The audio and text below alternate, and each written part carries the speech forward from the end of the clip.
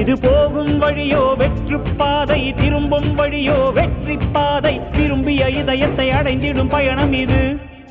கடல் தாண்டும் பறவைக்கெல்லாம் வழியில் மரங்கள் கிடையாது. ஆனாலும் கண்டம் தாண்டும் சிறகுகள் வலிக்காது. மலையேறும் எறும்பின் கால்கள் வெயிலை மிதித்து உடையாது. மனதோடு காதல் வந்தால் மனிதா தடையேது.